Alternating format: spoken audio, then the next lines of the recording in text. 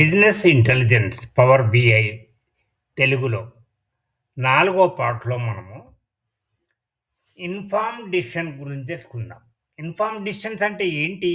మనం రా డేటా తీసుకున్నాం కస్టమర్స్ నుంచి. దాన్ని అనలైజ్ చేసినాం. అనలైజ్ చేసినాక దాన్ని మొదలు ప్రాసెస్ చేసినాం. క్లీన్ చేయాలి. క్లీన్ చేసి ప్రాసెస్ చేసినాం. ప్రాసెస్ చేసి అనలైజ్ చేసినాం. అనలైజ్ చేసినాక మనకు కొన్ని ఆలోచనలొచ్చినాయి. అరెరెరెరే! ఇక్కడ ఇట్లా జరుగుతున్నది కదా! మరి దీన్ని ఏం చేయాలి అని మనం ఆలోచించినాం.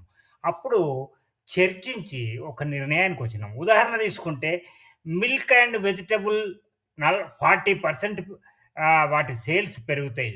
ఎప్పుడు? ఫ్రైడే నైట్ నాడు. సాటర్‌డే, సండే హాలిడేస్ కదా! మరి అందుకని వాళ్ళు ఎక్కువ తీసుకొని పెట్టుకుంటారు. కాబట్టి మనం స్టాక్ గూడా ఎక్కువ పెట్టుకోవాలి. తర్వాత డెలివరీ డిలేస్ ఇన్ బెంగుళూరు ఇదొక ఎగ్జాంపుల్.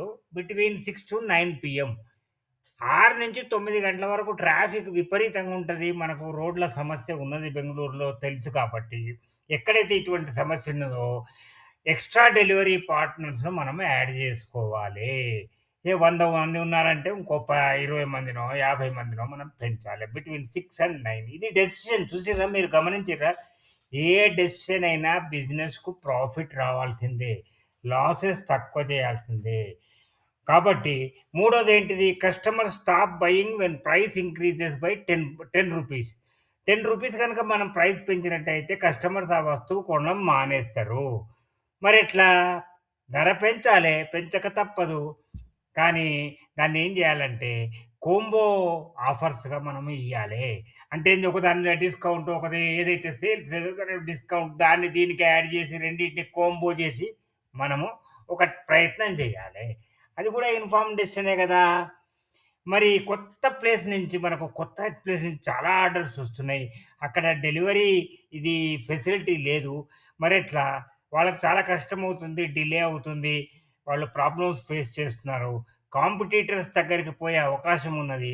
కాబట్టి మనం వెంటనే డెసిషన్ తీసుకోవాలి. ఏంటంటే open new warehouse nearby. దగ్గరనే ఒక 5 కిలోమీటర్ల లోపల ఒక వేర్ హౌస్ మనదున్నట్టయితే వాళ్ళ ఆర్డర్ రాంగానే ఇమ్మీడియేట్‌గా మనం డెలివరీకి అరేంజ్‌మెంట్ చేయవచ్చు.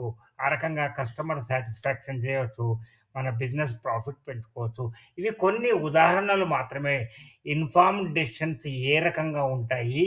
మనం వాటిని ఆహ్, ఏ దేని మీద ఆధారపడి చేయాల్సొస్తది అనేదాన్ని దీనికంతటికి పునాది ఏంటిది మనకు వచ్చే డేటా. ఆ డేటాను మనం అనలైజ్ చేయగలిగిన వాళ్ళు చాలా మంచిగా ఉండాలి. ఏది పడితే